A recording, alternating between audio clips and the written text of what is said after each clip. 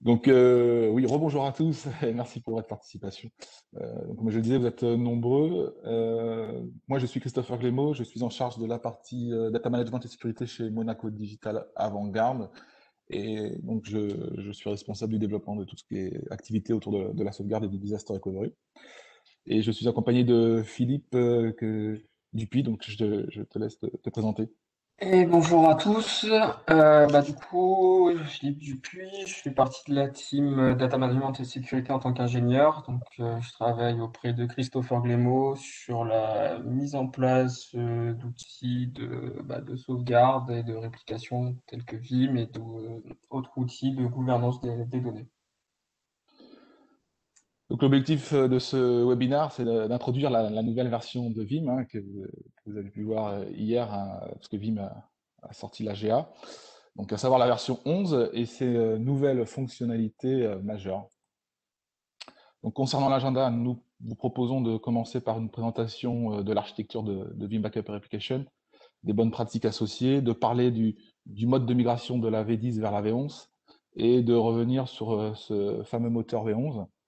Dans un second temps, nous présenterons nos deux fonctionnalités préférées, à savoir le CDP, donc Continuous Data Protection, et l'immuabilité des repositories Linux. Enfin, nous parlerons de certaines autres fonctionnalités et améliorations comme le Vim Cloud Archive, les améliorations liées aux bandes, l'Instant Recovery, etc. Donc n'hésitez pas à utiliser le chat pour poser vos questions, nous essayerons d'y répondre pendant la présentation. Sinon, nous reviendrons dessus à la fin de la session. Comme vous le savez, peut-être constaté ces derniers jours, sur les réseaux sociaux notamment, cette nouvelle version est synonyme d'amélioration des performances de sauvegarde, notamment grâce au nouveau moteur Vim. Mais cela reste possible uniquement si votre environnement de sauvegarde a bien été dimensionné et si ce dernier respecte certaines bonnes pratiques. De manière générale, nous recommandons fortement de penser et construire votre architecture en respectant les principes du Secure by Design. Et donc pour information, nous animerons un webinaire dédié à ce sujet le 9 mars prochain. Pour fonctionner, Vim Backup Replication a besoin d'un serveur Vim Backup, comme vous le savez, qui a le rôle d'orchestrateur. Celui-ci gère également la base de données SQL Express par défaut. Vous devez basculer vers une version SQL standard si votre infrastructure est supérieure à 500 VM ou si vous réalisez de la sauvegarde massive sur bande, car ce job sollicite beaucoup la base de données. Et enfin, si vous n'avez pas de staging serveur pour les restaurations SQL ou SharePoint. Vous devez également configurer des Vim proxy. Les Vim proxy permettent de transférer les données de la source vers le support de destination, donc le support de sauvegarde. Il s'agit du moteur. Et enfin, vous devez ajouter un ou plusieurs repositories. Il s'agit des supports qui vont héberger les fichiers de sauvegarde. Donc concrètement, une BSAN, un NAS, un disque dur, une appliance de déduplication, un partage CFS, Vim étant agnostique des constructeurs. À noter que vous pouvez créer votre propre appliance en combinant proxy et repository sur la même machine physique. Nous souhaitons profiter de cette présentation pour donner quelques bonnes pratiques relatives à ces composants. Premièrement, le mode de transport, donc les proxys. Donc il y a trois modes, comme vous le savez, le direct. Excuse-moi, Chris, Oui. juste un petit truc. Je sais pas si tu fais défiler les slides, mais Non, je suis toujours sur le slide architecture. ok, ça marche. Ça marche. Parce qu'on avait un petit commentaire dans le Ouais, chat. je suis bien sur le slide architecture pour présenter en fait, les composants et donc les bonnes Euh, pratiques. ouais, Non, mais alors justement, on attends. est toujours sur le premier slide. Ouais. Ah, d'accord. Alors, Thomas, est-ce que tu peux peut-être passer Alors, la slide? moi, je Ouais, peux les faire défiler, mais c'est que de mon côté, en fait. Je sais ouais, pas. je pense. Christopher, je viens de te remettre les droits host. Alors, est-ce que vous voyez. On voit toujours que le premier slide avec vos photos. C'est marrant parce qu'en fait. Hop. Je pense qu'il faut peut-être que tu enlèves le partage et que tu le remettes. Ah, là, On c'est est sur bon. architecture, là. Voilà, là, c'est Ah, bon. voilà, c'est ça. Donc hop, je repasse sur celui-ci. Donc, ça, c'était l'agenda comme présenté. Et donc là, on est bien sur le slide architecture. donc Voilà. avec les composants. Donc, l'objectif, c'est de vous donner quelques bonnes pratiques sur ces composants, donc notamment au niveau des modes de transport et au niveau des proxys, il y a 3 modes, comme indiqué, donc le Direct Access, ou plutôt Direct Storage Access, Direct SAN, pour ceux qui préfèrent. Les données sont lues directement depuis la baie de stockage de production. Ensuite, le mode Hot Add, Vim monte les snapshots des machines virtuelles depuis l'environnement VMware. Et le mode Network, ou plutôt appelé aussi NBD, qui utilise l'interface VM kernel des ESX. C'est le mode de transport le plus fiable, mais il est bridé par VMware à 40% de la bande passante afin de protéger le réseau de management des ESX. Donc, bon, il est parfois, il est souvent le mode le moins performant. Donc, la première nouveauté, c'est sur les proxys Linux, apparus en V10. Et aujourd'hui, il supporte en version 11 tous les types de transport, donc notamment le DirectSAN. À noter que depuis la version 9.5, le mode DirectSAN n'est peut-être pas le mode le plus performant, car Vim a changé ses mécanismes de traitement interne. Donc, je vous conseille de tester les différents modes. Le mode Hot Add offre différents niveaux de performance, très intéressant, quand les bonnes pratiques sont respectées, à savoir un serveur virtuel par hyperviseur. Donc ça, c'est vraiment la best practice. Avec la V11, Vim a amélioré son moteur de sauvegarde en doublant les performances par rapport à la V10, mais vous devez repartir sur une active full pour en bénéficier. Donc, on reviendra sur ce nouveau moteur dans les slides suivants. Concernant le réseau, Vim recommande d'utiliser du réseau 10 gigabits. Il s'agit aujourd'hui d'une bonne pratique dans le best practice guide de l'éditeur. Donc, concernant le dimensionnement de l'architecture de sauvegarde, nous conseillons d'utiliser du stockage bloc ainsi qu'un contrôleur RAID performant pour la sauvegarde moderne. Donc, avec du cache, par exemple 8 gigas, et surtout une batterie dédiée. Ce premier repository est souvent la source des autres jobs, tels que le backup copy et le tape job. Et donc, ça peut être le goulot d'étranglement de l'environnement de sauvegarde. Il faut donc par conséquent lui donner du souffle. Pour le formatage des partitions Windows et pour les repositories en local, la paire en SCSI, les partitions NTFS doivent avoir un block size de 64K, idem pour le ReFS. Donc vous pouvez envisager de formater vos partitions avec ce format, Windows ReFS, afin de profiter de la déduplication des sauvegardes full synthétiques et du fast clone.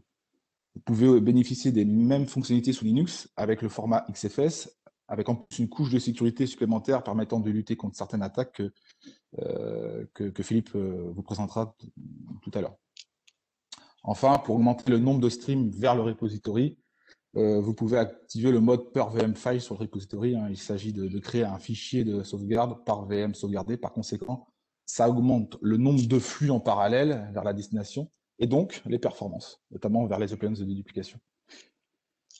Concernant la migration vers la V11, comme pour les versions précédentes, vous devez exécuter un wizard de mise à niveau et implémenter la licence associée à récupérer. Vous trouverez à l'écran un lien vers notre blog qui vous permettra de suivre cette migration étape par étape. Donc, veuillez penser à respecter l'ordre de migration, à savoir Vim1 en premier si vous disposez de la solution, puis Vim Enterprise Manager, et enfin le Vim Backup et Replication. Donc, comme l'a dit tout à l'heure Thomas, la V11 elle est disponible depuis hier.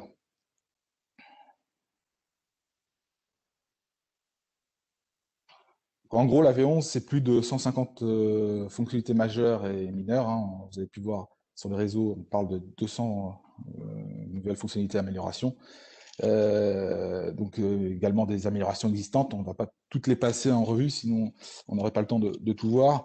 Mais la V11 combine la sauvegarde, la réplication, les instantanés de stockage, donc les snapshots matériels, et maintenant la protection continue des données, donc le CDP, et répond aux nouveaux enjeux de sécurité et de protection contre les ransomware. Donc avec la V11, les entreprises vont bénéficier d'une résilience inédite pour faire face à tous ces défis modernes, notamment en termes de sécurité et de cloud. Il y a également beaucoup d'améliorations mineures qui sont souvent des cases à cocher sur les fonctionnalités existantes. Un domaine où la V11 change vraiment la donne, c'est celui des appliances de sauvegarde tout en un de type combo, comme cité précédemment. Pour ce faire, tous les composants Vim sont installés sur un serveur avec souvent de nombreux disques pour améliorer les performances d'écriture. À chaque version majeure, Vim a continué d'améliorer le moteur. Il s'agissait souvent plus d'une évolution jusqu'à présent. La V11 est une révolution car elle permet de doubler les performances de sauvegarde par appliance. Pour y parvenir, Vim a dû apporter de nombreux changements au niveau des composants les plus élémentaires. Par exemple, la façon dont Vim écrit le contenu des fichiers de sauvegarde sur le stockage. Vim a également dû revoir son moteur de transport partagé qui permet de transmettre les données entre les data movers source et cible fonctionnant sur la même machine. Donc ce qui est incroyable, c'est qu'à ce niveau de performance, même la vitesse de la RAM n'est pas avec elle de manière optimale. Et enfin, Vim s'est heurté à ce que le calcul devienne le principal goulot d'étranglement sur les serveurs multiprocesseurs. Ils ont donc dû mettre en œuvre une prise de conscience complète de Numa et améliorer leur logique de placement de data mover pour s'assurer qu'ils ne se retrouvent jamais sur des CPU différents. Vous pouvez voir la capture d'écran de l'exécution d'un job de sauvegarde où la vitesse de 11,4 GB a été atteinte. Nous avons publié un article complet de ce test sur notre blog, où vous avez le lien à l'écran. Ce dernier a été réalisé par Vim et HPE sur un serveur Apollo. Donc, les performances sont assez impressionnantes car tous les maillons de la chaîne, source, proxy, réseau et target, sont optimisés. Donc en moins de 10 minutes, 1,6 Tera de données ont été envoyées sur le repository. Lors du test final, la source était le bottleneck, donc le goulot d'étranglement. Et dans ce laboratoire, en chiffre absolu, Vim a pu atteindre une vitesse de sauvegarde de 11,4 GB, on parle bien d'octets et non de bits, avec une seule appliance de sauvegarde tout en un. Alors, c'est assez incroyable hein, ce dont le moteur V11 est capable. Bien entendu, cela ne signifie pas que de telles performances ne peuvent être obtenues que sur du matériel HPE, hein, car Vim est totalement indépendant du matériel et agnostique. Si votre source peut suivre, vous pourrez avoir des performances similaires. Rappelez-vous que la vitesse de la chaîne de sauvegarde dépend de la source des données, des proxys, du réseau et des repositories. Concernant les paramètres des tests, ont été effectués sur un volume REFS 64K en mode per VM file et avec le chiffrement AES d'activer sur les jobs. Le mode de transport que vous voyez à l'écran, elle est DirectSAN vers une appliance HPE 3 parts et utilisation des snapshots de baie 3 parts.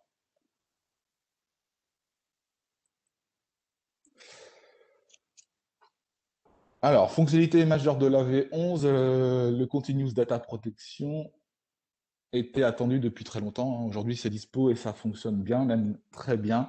Alors, qu'est-ce que le CDP? La protection continue des données ou le CDP, c'est une technologie qui vous aide à protéger les machines virtuelles VMware critiques lorsque la perte de données de plusieurs minutes n'est plus acceptable ou admissible.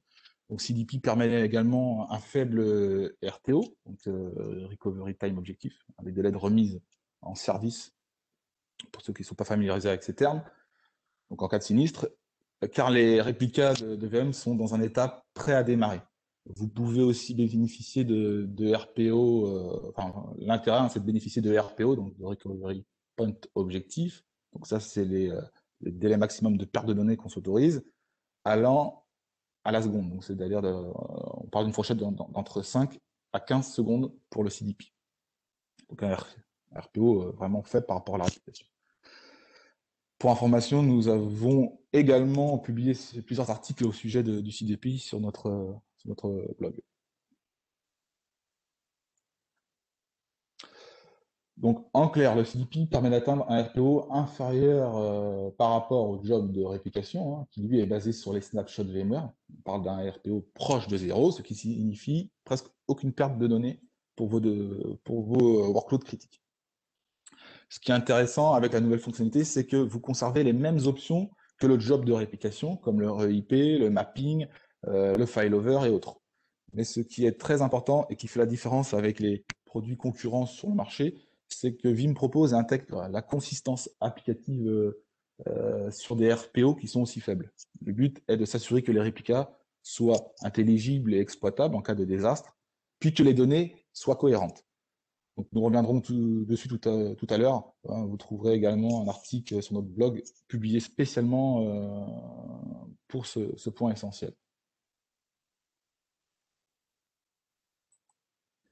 Alors, comment ça fonctionne?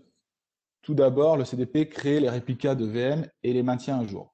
Ensuite, le CDP réplique en permanence les opérations I/O effectuées sur les VM.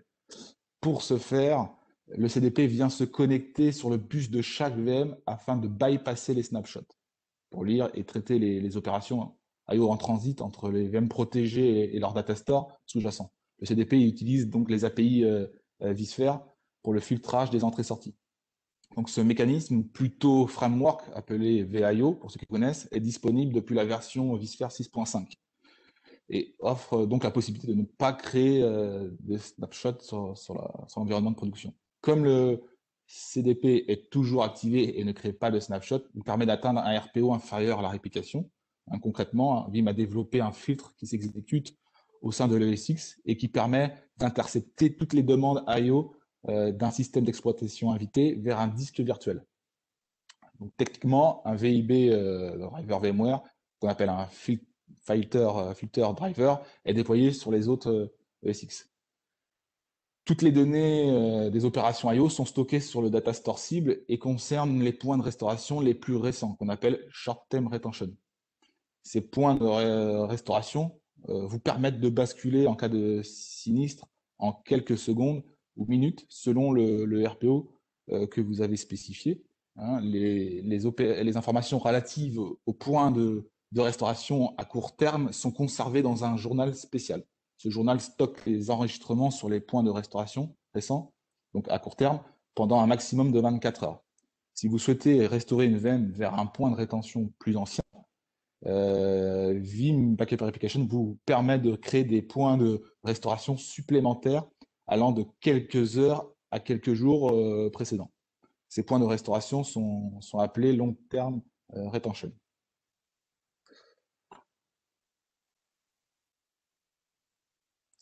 La première étape, ça consiste à installer le filtre CDP sur les autres du cluster. La configuration s'effectue depuis le menu Backup Infrastructure. Un requis important, vous devez vous assurer que tous les enregistrements DNS soient bien créés pour éviter des problèmes lors du déploiement. Ouais, je rajouterais un petit truc là-dessus, c'est que les enregistrements DNS, la résolution de nom, ça doit pouvoir se faire depuis les ESX et également le vCenter. Sinon, vous allez avoir vraiment des problèmes pour l'installation des petits plugins. Donc ensuite, effectivement, on sélectionne le cluster de production sur lequel on va venir installer le filtre. Quand on sélectionne le cluster, Vim va le déployer sur chaque host. Alors, si vous avez cette erreur lors du déploiement, il suffit de passer cette ligne de commande, mais vous n'aurez pas la voir parce que dans la dernière version de Vim, donc la GA qui est sortie hier, comment dirais-je, le filtre Vim a été, on va dire, certifié par VMware. Du coup, il n'y a pas besoin de passer cette ligne de commande. Lorsque vous cliquez sur Finish, Vim va donc déployer le filtre sur chaque nœud. Ensuite, vous devez exécuter la même opération sur le cluster de destination. Donc là, je l'ai fait sur le source. Ensuite, il faut faire la même chose sur le cluster de destination. Hein. Là, vous allez envoyer vos VM répliqués via CDP. Et ce qui est intéressant après, c'est de regarder depuis vSphere sur chaque nœud le menu IO Filters et de voir comment Vim a travaillé avec la couche VMware. Donc ici, on voit bien sur le cluster le filtre Vim CDP qui apparaît à l'écran et sur quel nœud il est déployé. Donc ce qui est important de vérifier, c'est que le filtre soit bien actif sur chaque nœud. Pareil sur mon cluster de destination. Je vois bien que j'ai un nœud en standalone vers ma target et que le filtre est bien actif dessus.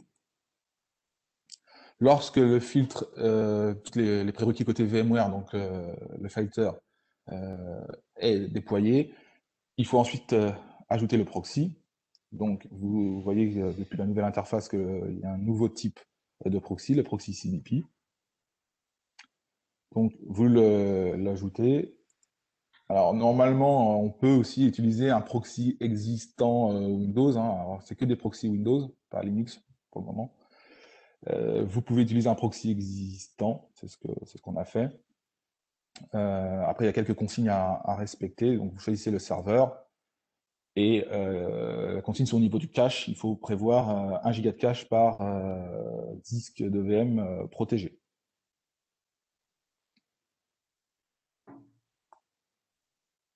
Au niveau des communications réseau, vous pouvez distinguer que on se retrouve sur la même interface que sur un proxy classique, et donc le chiffrement, l'encryption entre des flux réseau, du trafic réseau est également assurée sur le CDP comme sur la partie réplication.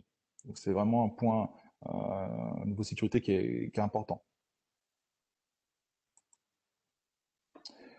Au niveau des composants et notamment des services déployés sur le proxy. Donc vous avez le transport mode qui est déployé de manière classique. Et vous voyez le nouveau service qui va déployer, donc le Vim CDP.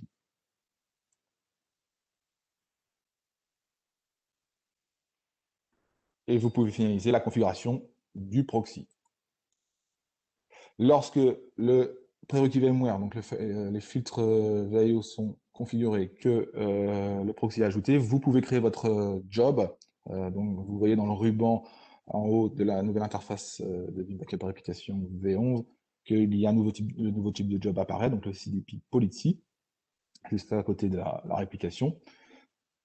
Vous cliquez sur le job et Vim va lancer le wizard de création du job associé.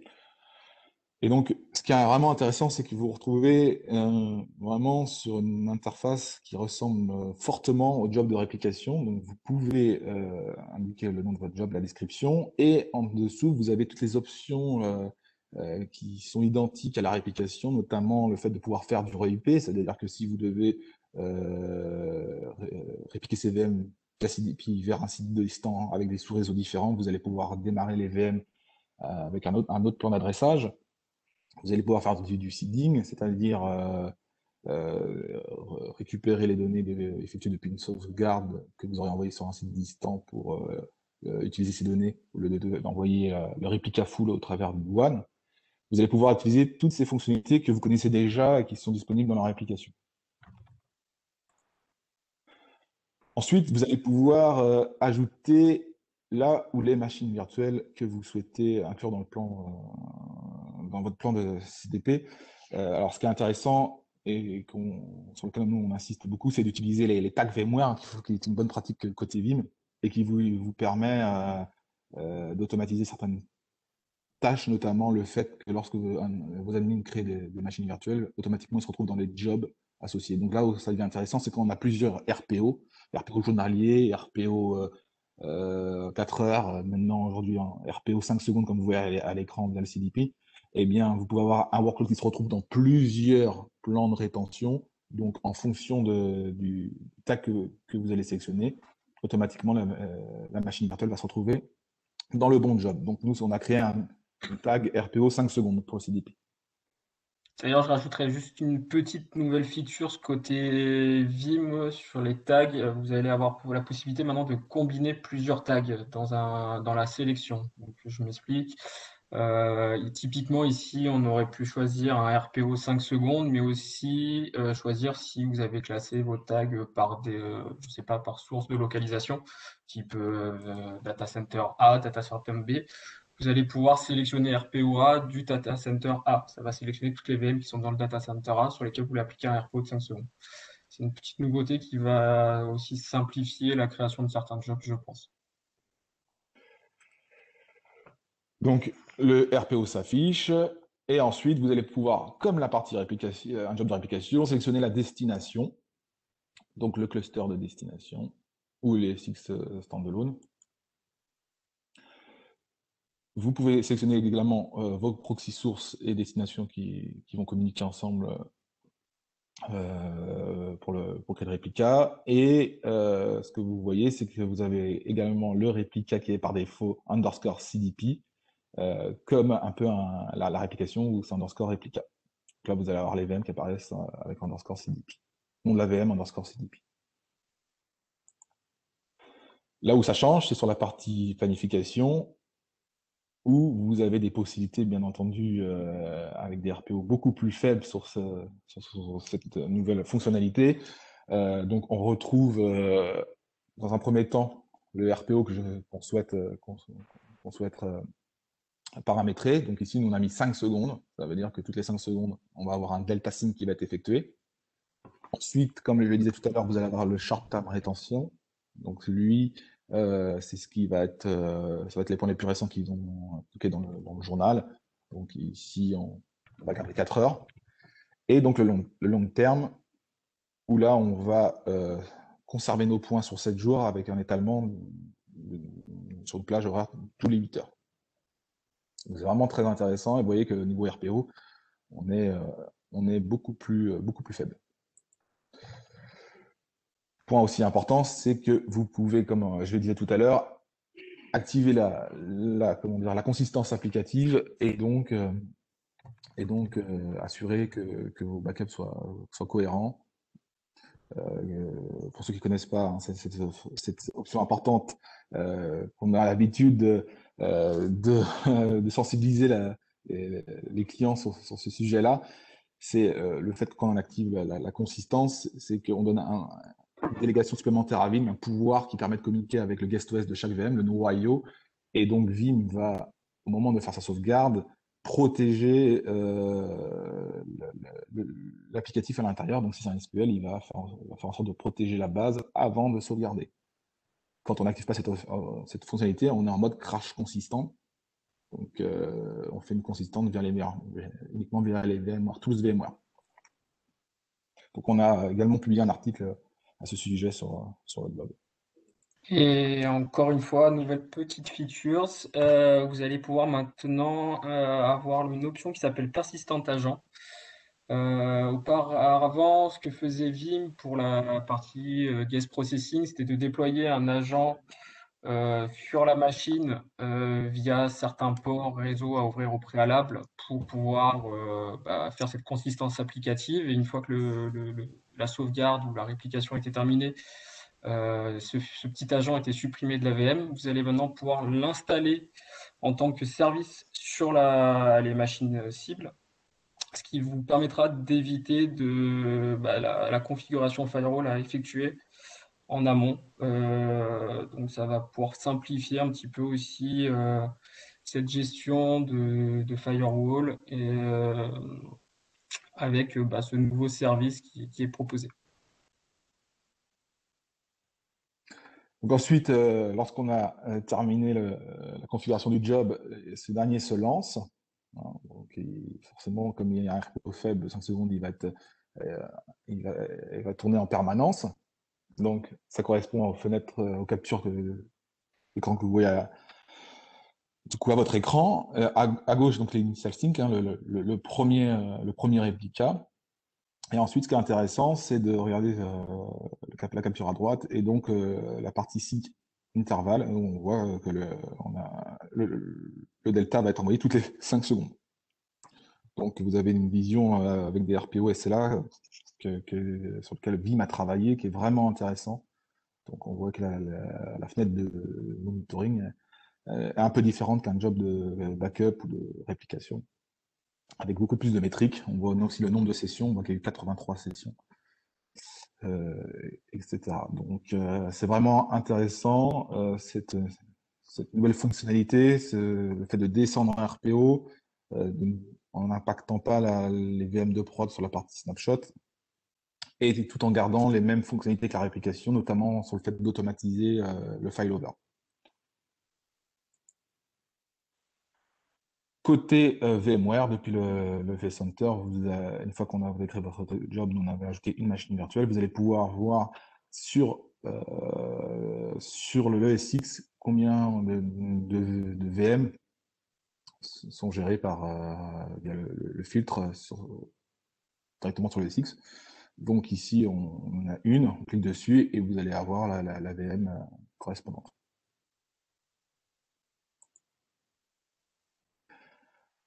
Côté du résultat et côté donc destination, donc sur notre nœud de destination, vous allez avoir la VM qui est répliquée, qui est éteinte parce que le failover n'est pas lancé, et vous voyez que le suffixe est underscore CDP.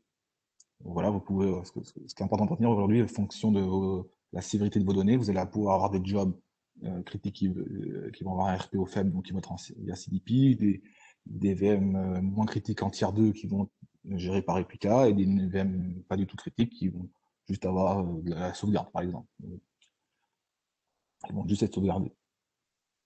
Donc ça va dépendre vraiment de chaque environnement et de chaque besoin, et aussi de chaque infrastructure et des performances associées. Côté procédure de bascule, procédure de PRA, fiche réflexe, ça dépend comment vous l'appelez. Ce qui est intéressant, c'est que ça ne va pas modifier votre fiche, votre procédure de manière considérable, puisque on garde la même logique que la partie réplication. Vous avez dans le menu ready à gauche l'ensemble des VM CDP qui vont être affichés comme la partie réplication. Et quand vous voulez faire une bascule, vous prenez là où les VM, vous faites un clic droit File over Now, et les VM sur le cluster ou le nœud de secours démarrent. Donc vous pouvez aussi ajouter comment dirais-je, ces workloads, enfin ce côté réplication dans des failover plans afin d'automatiser le plan de bascule de manière générale. Ce qui est intéressant avec le CDP, c'est que vous allez quand vous allez sélectionner le point de rétention sur lequel vous souhaitez revenir ou basculer, eh bien vous avez accès à un curseur, ce qu'on appelle le point in time, que vous connaissez déjà peut-être si vous utilisez le NAS Backup apparu en B10, des choses comme ça. Et donc le curseur temporel, vous allez pouvoir remonter au point souhaité.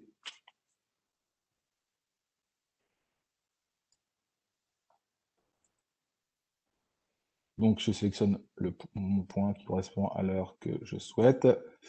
Et enfin, je clique sur Next et Finish. Et là, le workload, donc l'AVM répliqué, démarre directement sur le nœud de secours. Donc comme identique à la réplication. Juste à noter que vous ne pouvez pas, faut forcément que le workload, la VM soit démarrée pour pouvoir utiliser le CDP. Ça ne fonctionne pas avec les VM arrêtés. Donc, ce qui est intéressant et qu'on peut résumer sur le tableau qu'on voit à l'écran, c'est que le CDP répond à quelque chose que ne pouvait pas répondre forcément la réplication, c'est le RPO. Et on peut respecter des RPO qui vont de 5 à 15 secondes. Donc ça, on ne pouvait pas le faire avec la réplication. Pour la réplication, au mieux, comme vous le savez, vous pouvez avoir du RPO 15 minutes. Et ça, si votre environnement de production et de sauvegarde disaster recovery le permet.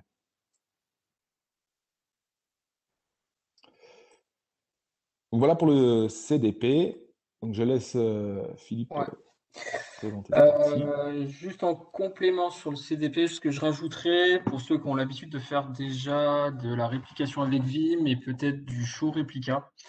Avec le CDP, ça ne sera pas possible pour l'instant. La seule façon de tester ces nouvelles réplications, ça sera de faire un failover. Voilà. Et on avait une petite question, alors je ne sais pas si on y a répondu du coup au cours de la présentation sur CDP, parce qu'on inquiétait, quelle est la différence entre le CDP et le fault tolerance de VMware? Du coup, c'était Guillaume derrière, excusez-moi, qui posait la question. La différence, c'est comme pour la partie réplication avec Vim, c'est l'intelligence que Vim va apporter dans les opérations et notamment l'orchestration, l'automatisation en cas de bascule. Donc le failover, le fileback, la centralisation, c'est toutes ces choses-là. En plus, comme on l'a vu, vous pouvez facilement gérer des environnements complexes avec du REIP et sur des sites donc, distants avec des sous-réseaux différents. Et aussi cette notion de consistante qui est vraiment importante pour nous. Voilà. Ok, bon, il reste combien de temps? Bon, 20 minutes, on va accélérer un petit peu. Donc, on va parler protection contre nos amis les rançons logiciels. Je pense que tout le monde aujourd'hui en a entendu parler. Vous avez peut-être fait face à des attaques de ce type. Donc, c'est une nouvelle un petit peu cybermenace qui plane de nos jours sur nos environnements informatiques. Donc, en quelques mots, qu'est-ce que l'immuabilité? Ça va être en fait de protéger nos fichiers de sauvegarde, c'est-à-dire qu'ils ne vont pas pouvoir être modifiés ni supprimés sans qu'on ait un accès root directement au serveur repository, donc c'est l'endroit où sont stockés les fichiers de sauvegarde. Donc seul Vim va pouvoir venir créer des nouveaux fichiers, mais aucune intervention va pouvoir être faite sur les sauvegardes qu'on aura créées pendant un certain laps de temps. On va voir un petit peu ça. Donc, si tu peux passer sur le... Ouais, super, merci. Donc, Vim là, a implémenté en V11 la possibilité de faire un repository durci sur une base de serveur Linux. Donc ça va être dans nos prérequis. C'est pour l'instant, ça sera que sur du serveur Linux. On va s'appuyer sur le système de fichiers directement. Donc, on recommande fortement d'utiliser XFS, qui est le pendant chez Microsoft ROFS, afin d'utiliser les fonctionnalités de Fast Clone. Donc, aujourd'hui, toutes les distribs Linux sont viables. Pour ma part, ce que j'ai souvent vu remonter, c'était que la version Ubuntu 20.04, qui a le dernier kernel, avait de meilleures performances sur la partie XFS. Mais c'est pas, vous pourriez très bien prendre du CentOS, il n'y a pas de souci.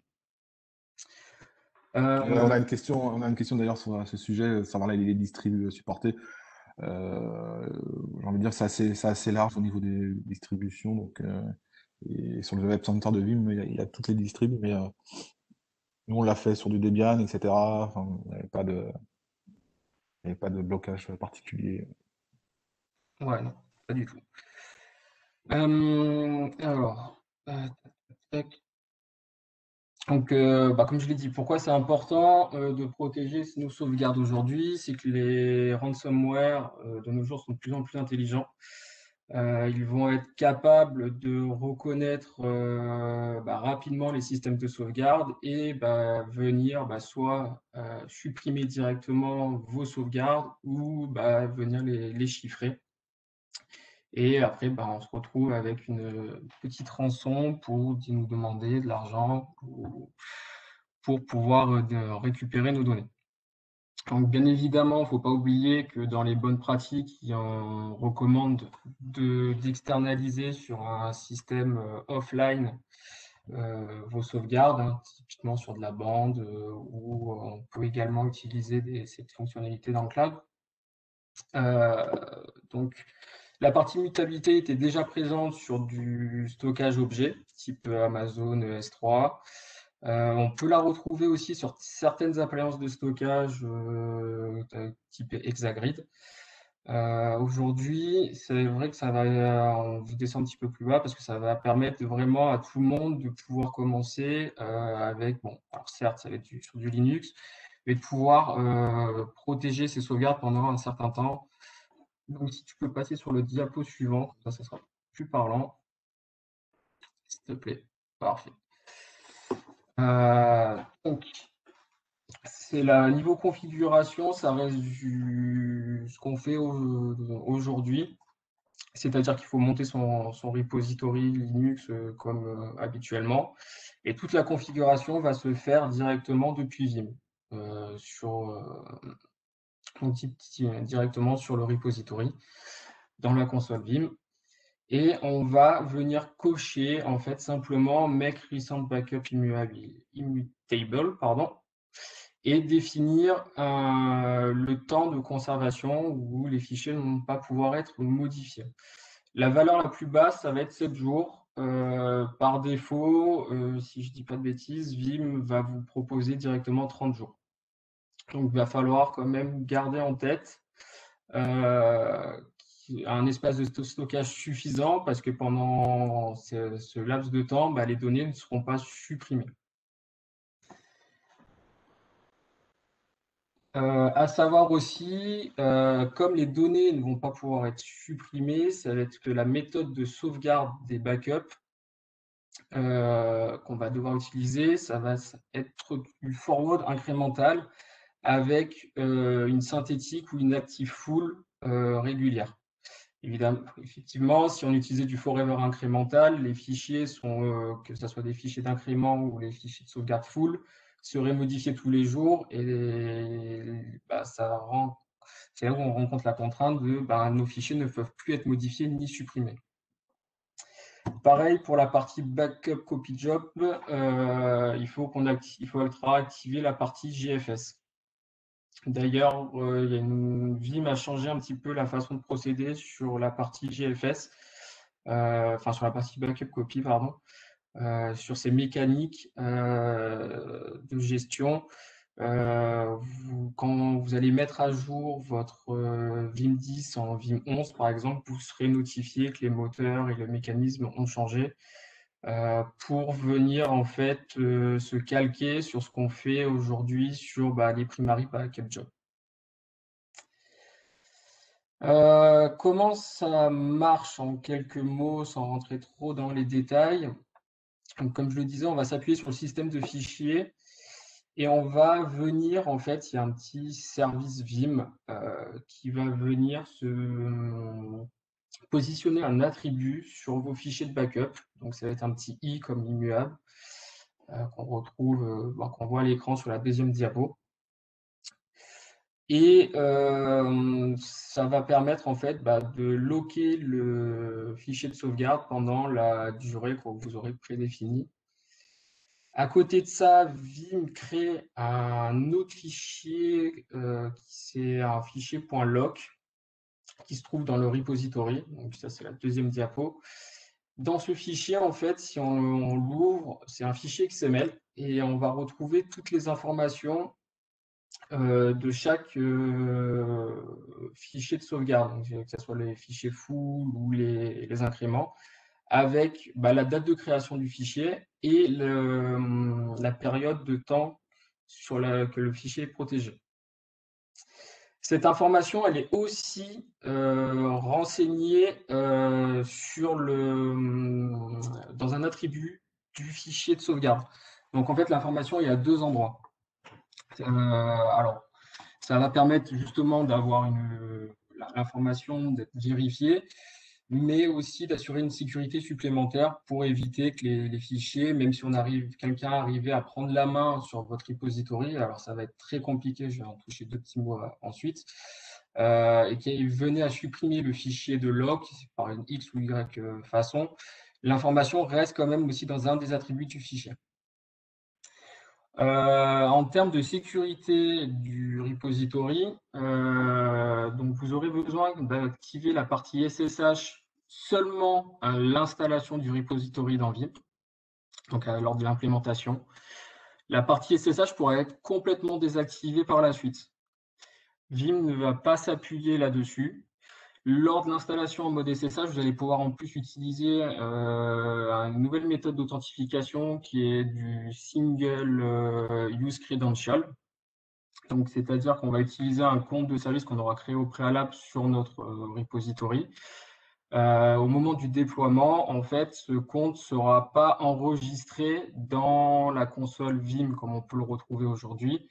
Le compte ne sera pas enregistré dans la base de données. Il n'y aura aucune information de ce compte qui sera retenue nulle part.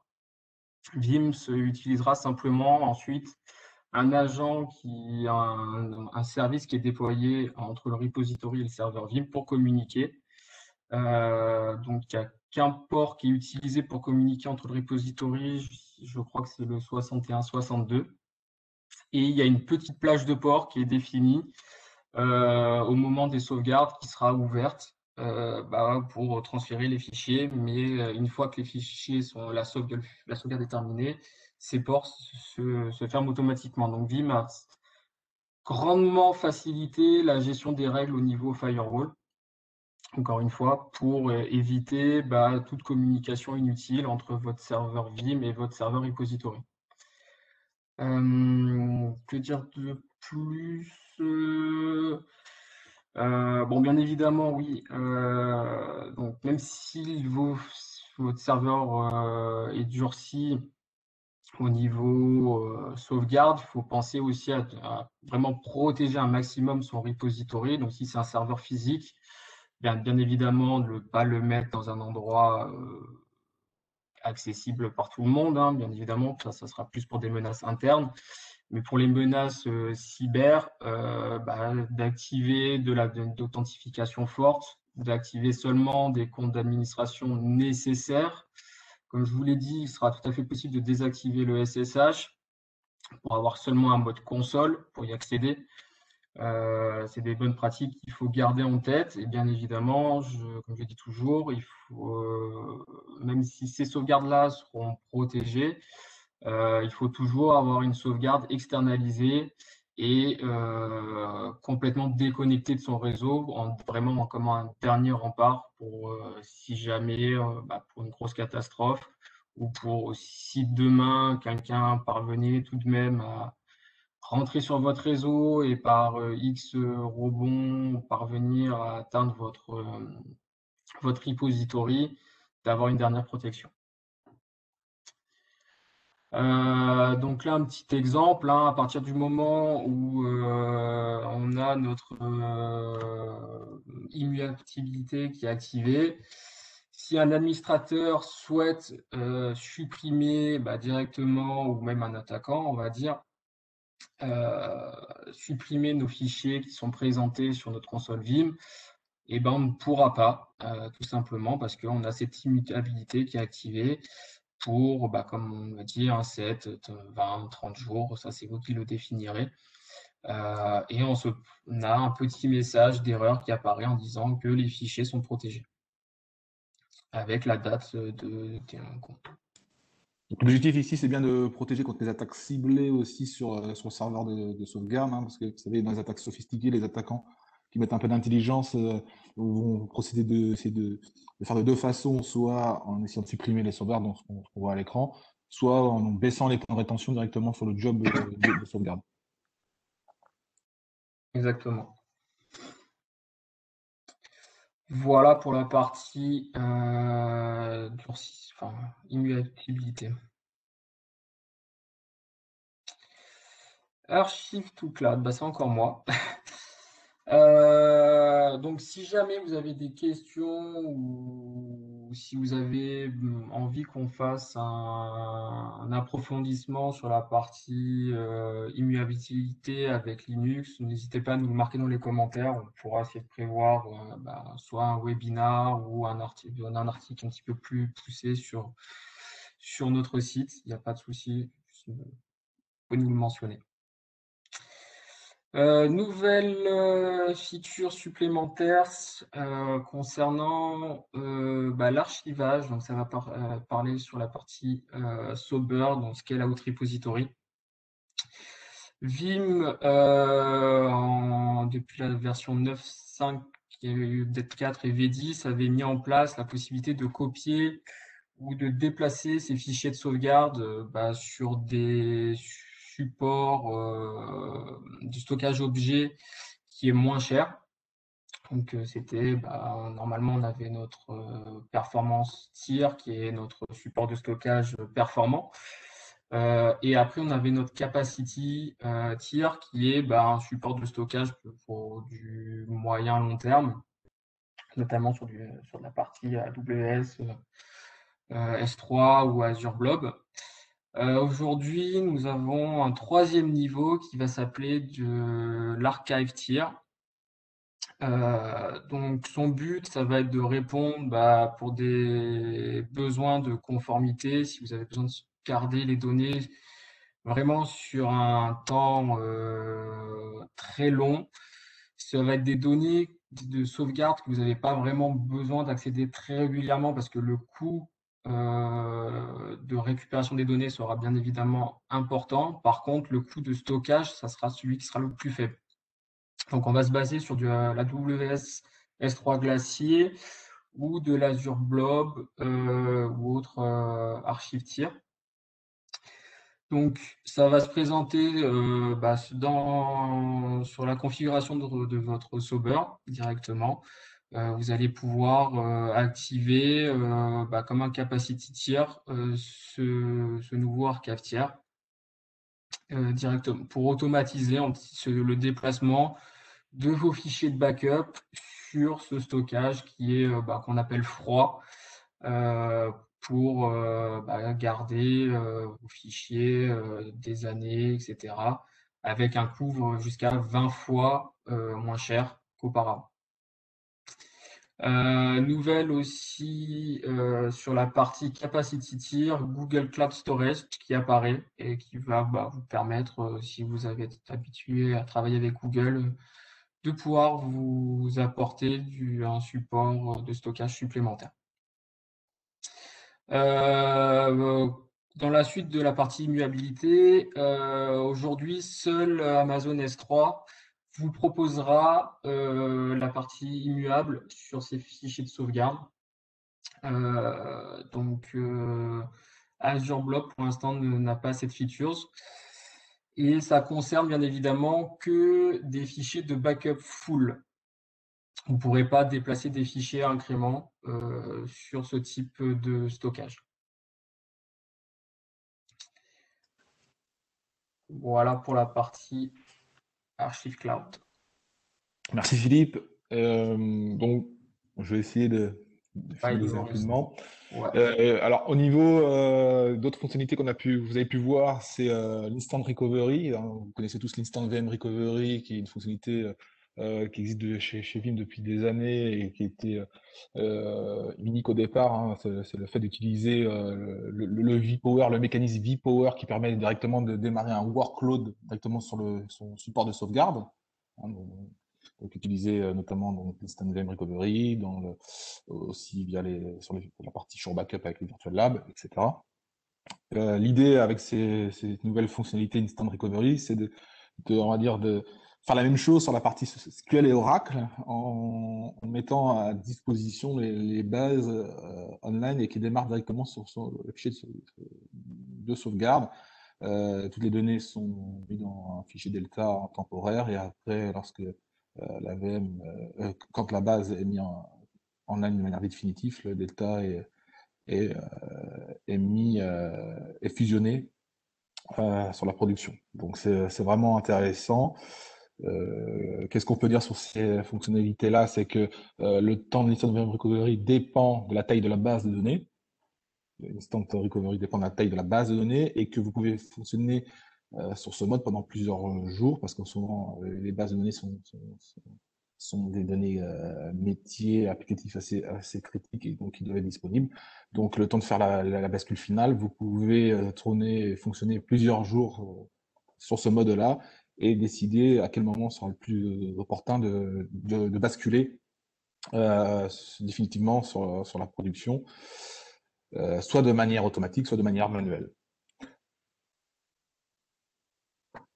Donc, c'est disponible pour SQL et Oracle. Ce qui est aussi intéressant, c'est pour la partie NAS Backup, fonctionnalité qui est apparue dans la version 10, donc, que vous connaissez peut-être. Aujourd'hui, dans la version 11, vous avez la possibilité de faire un instant recovery directement depuis le NAS Backup. Donc, à quoi ça correspond? C'est en scénario technique concret, c'est de mettre à disposition une file share directement en production. Donc démarrer depuis le support de sauvegarde. Et enfin, ce qui est très intéressant, c'est le fait de pouvoir faire de l'instant recovery de n'importe quel workload, donc physique, virtuel, vers Microsoft Hyper-V.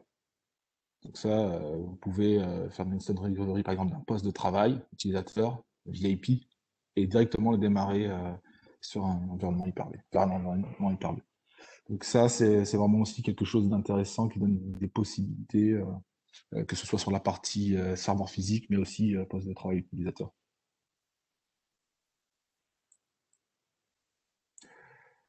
La partie basse et DRaaS, donc ça qui concerne, on va dire, plus les cloud providers, mais nous, Monaco Digital Avant-Garde, nous sommes une cloud provider avec la mise à disposition de la VAC, donc Vim Multi Console, Vim Service Provider Console version 5. Alors effectivement, Vim a consolidé, on va dire, sa console Vim Service Provider, donc console en version 5, qui va notamment ajouter de nouvelles fonctionnalités, justement pour améliorer toutes les nouvelles fonctionnalités de la V11. On va retrouver, ça va permettre de garantir l'intégration des services de la V11 avec les nouveaux, donc pardon, excusez-moi, avec, on va dire, 5 versions, 5 points principaux, donc qui va être la gestion étendue des sauvegardes pour Linux et macOS.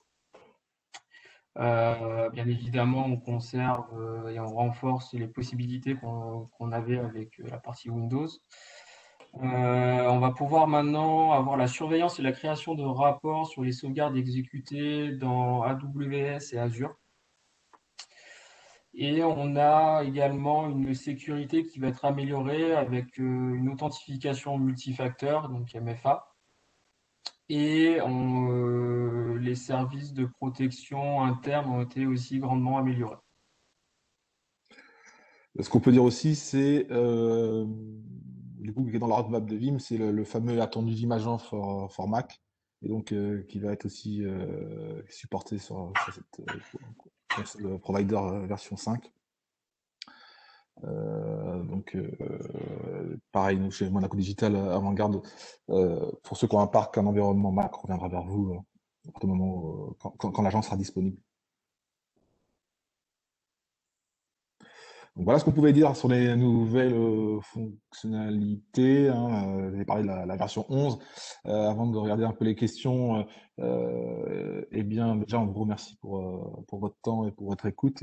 Et veuillez noter que nous allons organiser 2 prochains webinars. Donc, le premier, c'est la première édition du Security Live de Monaco Digital Avant-Garde, qui aura lieu le 9 mars, sur un sujet qui est vraiment d'actualité, sur ce qu'on voit, sur ce qui se passe dans les hôpitaux, au sein des hôpitaux, des mairies, etc. Donc ça va être un sujet qui nous tient à cœur, c'est les principes d'un environnement de sauvegarde secure by design avec Vim, Exagrid et Quantum. Donc on va parler d'un écosystème vraiment secure by design, durcissement, mais toutes les bonnes pratiques et les conseils associés à ça. Voilà, donc n'hésitez pas à vous inscrire, on vous enverra de toute façon les liens d'inscription. Et ensuite, 18 mars, avec la communauté AMS, communauté Microsoft, un webinar spécial sur le nouveau Vim Backup for Office 365 version 5, et notamment dédié à la restauration granulaire de Teams, avec vraiment un focus sur cette partie-là, les possibilités vraiment de restaurer dans les canaux Teams, etc. Et enfin, juste avant de passer aux questions, un autre sujet, c'est qu'avec Vim France, nous avons lancé dernièrement le Vim User Group France, une communauté francophone dédiée vraiment aux Français, à ceux qui parlent français. Donc c'est important parce que on s'est aperçu qu'il y avait beaucoup de communautés anglophones, etc. Et là, on est quand même assez fiers de lancer avec Vim France, que Vim France a travaillé pour lancer le Vim User Group communautaire. Et vous avez le lien à l'écran, n'hésitez pas à aller vous inscrire parce que vous avez pas mal de sujets de discussion techniques, fonctionnels, vraiment, vraiment intéressants. Donc voilà, il faut savoir que ça existe. Donc voilà, n'hésitez pas à aller vous inscrire sur cette communauté.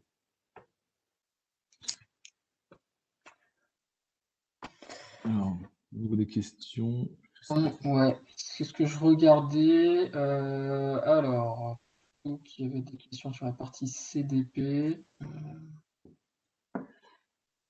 Le CDP est uniquement disponible sur VMware, oui, uniquement sur VMware, puisque le CDP repose sur une technologie vSphere, qui est le VIO Falter, et donc uniquement VMware.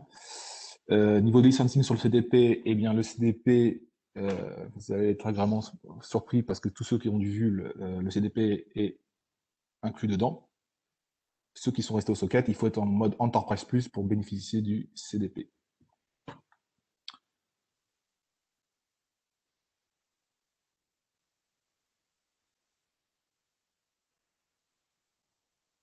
Bonjour, alors est-ce qu'on peut chiffrer les données stockées dans le cloud? Ma Chiffrer les connaissance. données dans le cloud, c'est-à-dire Alors, via. je sais pas si c'est via Vim, du coup, la question directement, ou si c'est sur le support de votre Amazon directement. On va parler du coup pour Vim, mais Ouais. effectivement, avec Vim, vous avez la possibilité d'activer le chiffrement S256 sur les jobs, sur les backup jobs, les backup copy jobs,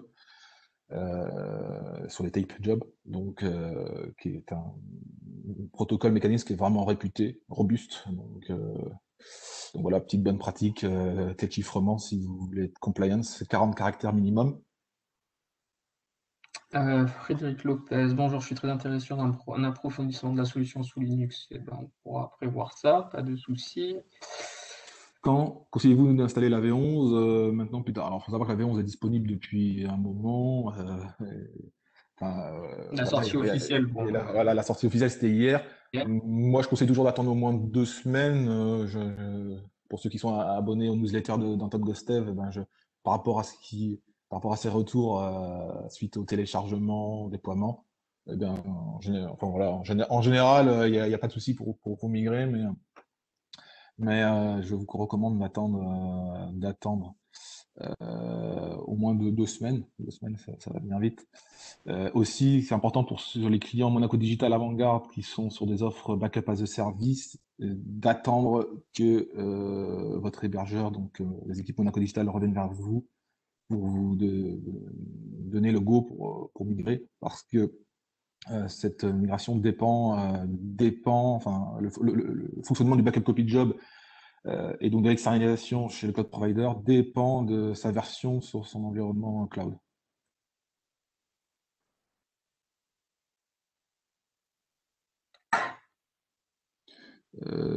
Oui, la présentation va vous être envoyée et ainsi que l'enregistrement vidéo.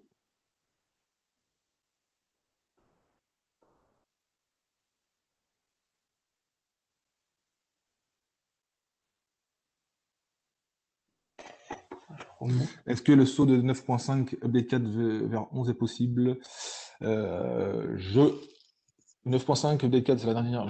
Je pense que je recommanderais quand même de passer d'abord en version 10, de faire 9.5 update V10 et V10 vers 11. En tout cas, de la 9.0 direct vers la V11, ça ne fonctionne pas.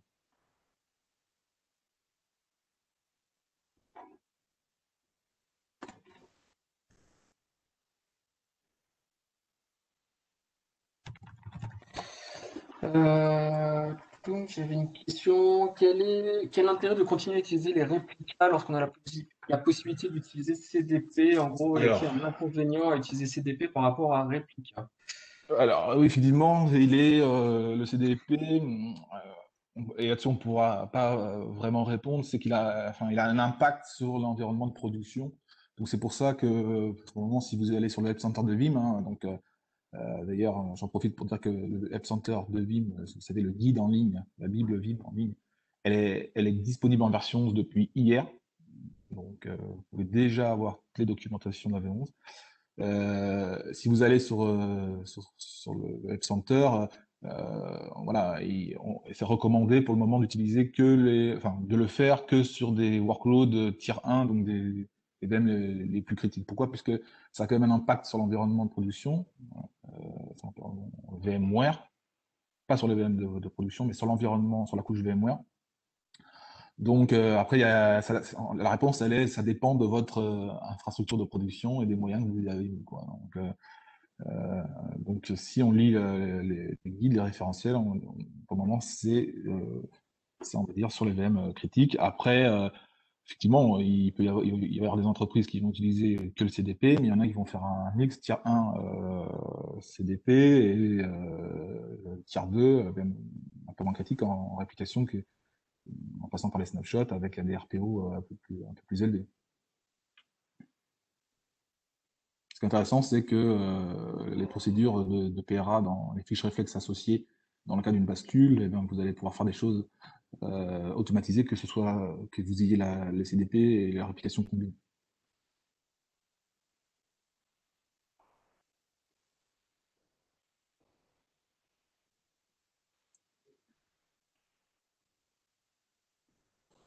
Alors, est-ce que j'en ai d'autres là? Je sais pas si on a...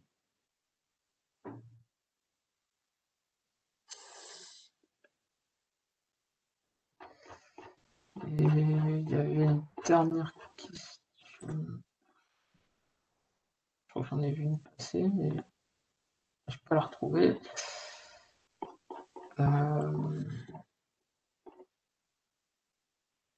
Ouais, j'ai quelqu'un qui me dit que apparemment l'IO Fighter existe sur Hyper-V.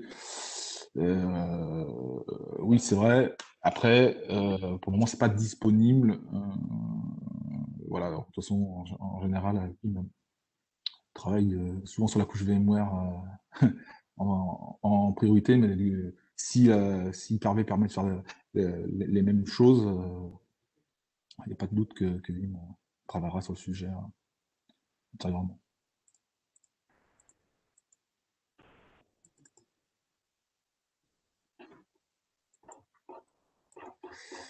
Comment protéger sa sauvegarde quand on crypte le serveur VDA?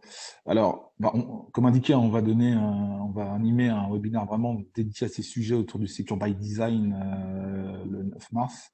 Mais effectivement, voilà, la sauvegarde c'est le dernier rempart. Il faut créer une bulle isolée, une étanchéité au niveau de la sauvegarde, de l'archivage.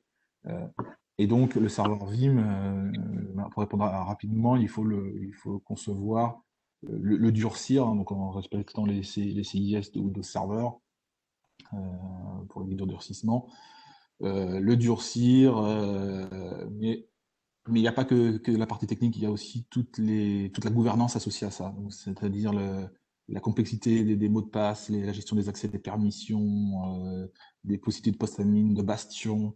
Aujourd'hui, vraiment, on va très loin. Nous, enfin, ce qui fait la différence de Monaco Digital avec on va dire, un peu les autres intégrateurs, c'est qu'on a cet accompagnement sécurité qu'on met qu'on intègre automatiquement sur chaque projet. Et donc, au-delà de la technique, on va vous donner des conseils sur cette partie sécurité.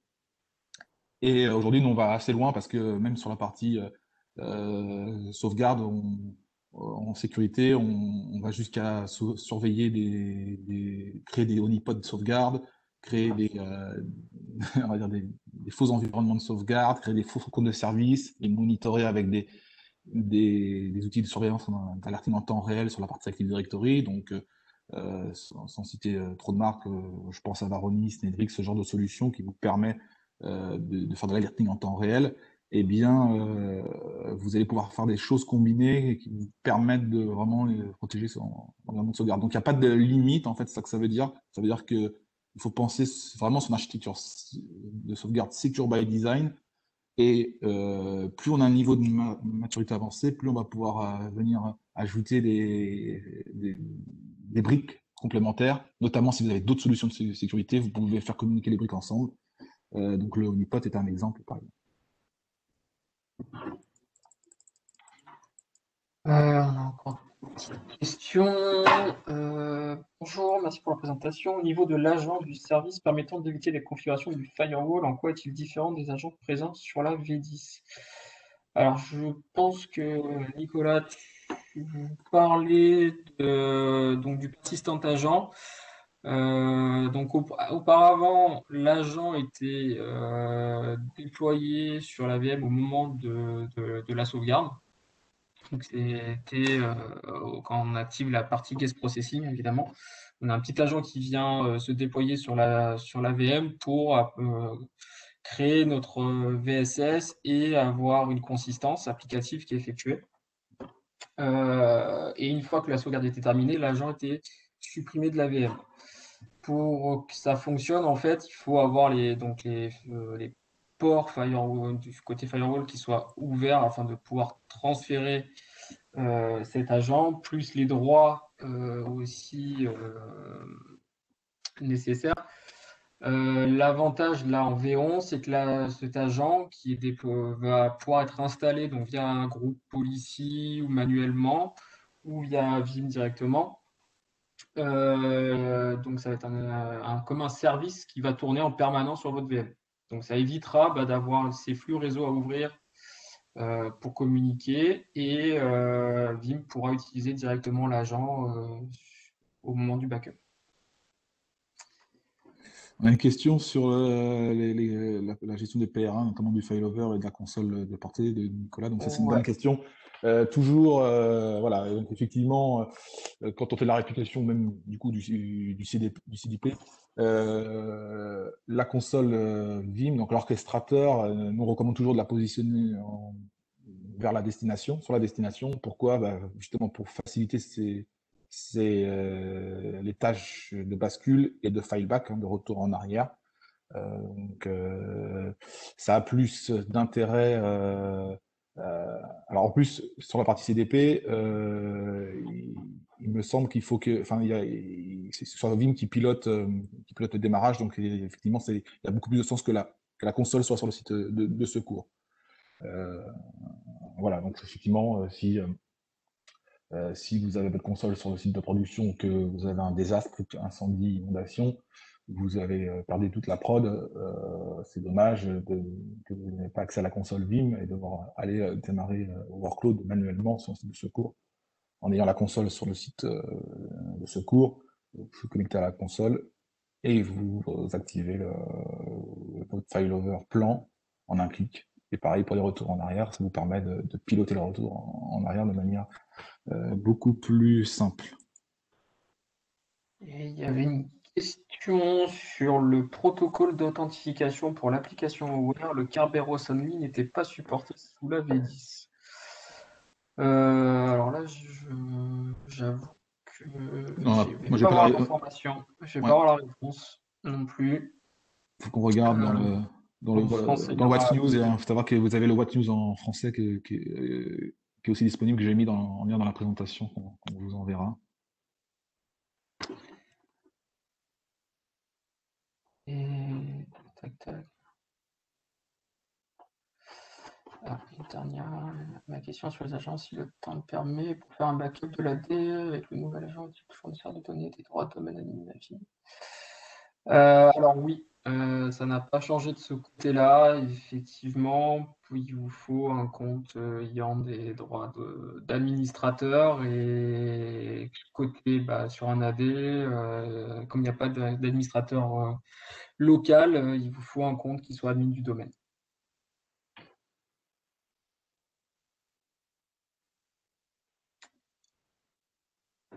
Je crois qu'on aura fait le tour. J'en ai une autre ici. En fait, faut savoir que c'est assez. Pour identifier les questions, c'est assez complexe parce qu'on a on les voit apparaître à plusieurs endroits. Plutôt installer 2 consoles Vim sur le site de production et une sur le site de PRA avec la même licence. Oui, du moment. Alors, vous n'êtes pas limité en nombre de consoles. Du moment que la licence couvre tous les workloads, que ce soit en VUL qui couvre l'ensemble des workloads que vous sauvegardez, VM, physique, poste de travail, ou au socket, eh bien, que ça couvre tous les hyperviseurs de production, eh bien, vous n'aurez pas de limite à déployer la console. Effectivement, on retrouve vraiment le cadre des 2 consoles, on le retrouve assez régulièrement, notamment une console pour la partie PRA.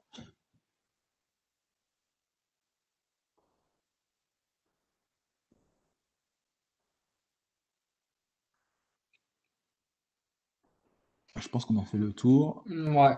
Je ne sais pas si nos amis de Vim France voulaient intervenir, compléter les points. Thomas, je sais pas si.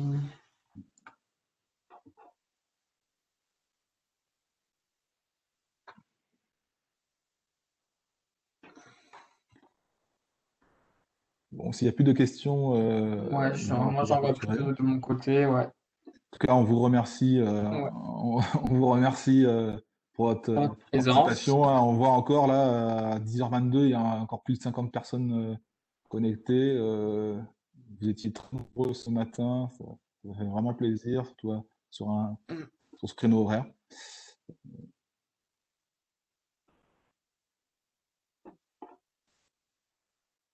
Et puis, bah, n'hésitez pas, du coup, aussi à nous écrire directement si vous avez des questions qui viennent par la suite, Si vous avez si des vous avez questions, si vous avez des des infos. questions de Vim, notamment sur la région PACA, n'hésitez pas à vous adresser à Steve Nowak et à Julien Hulot, qui sont les interlocuteurs sur la région PACA.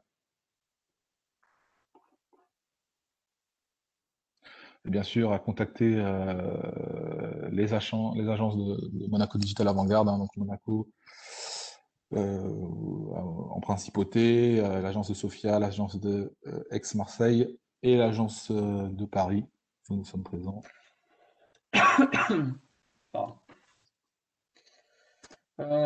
Super présentation, bah merci. Et comment s'inscrire aux prochaines du coup Alors, sur la sécurité, le Secure by Design, on doit avec Thomas là, générer le lien aujourd'hui. Donc, ce qu'on fera, c'est que pour les participants d'aujourd'hui, on enverra l'invitation. Regardez aussi parfois dans vos spams si l'invitation n'arrive pas, parce qu'on utilise des outils automatiques.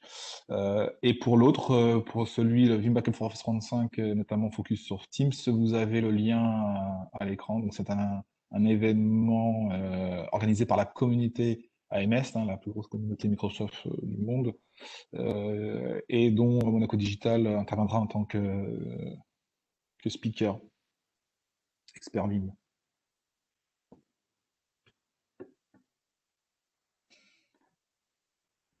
N'hésitez pas aussi à vous inscrire au Vim User Group France, hein, j'insiste, mais Ouais, l'objectif, c'est de créer une communauté nationale avec d'abord des événements, forcément, vu le contexte online.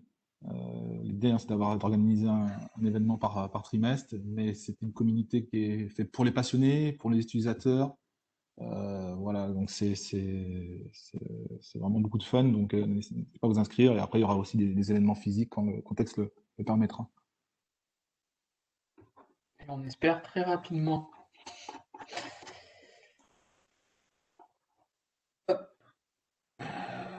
Bon, de mon côté, en tout cas, je crois n'avoir plus de questions. Donc, encore une fois, merci. Ben, merci à tous et ben, on va pouvoir clôturer. Donc, bonne journée. À Bonne bientôt. journée, à bientôt et n'hésitez pas si vous avez d'autres questions à revenir vers nous.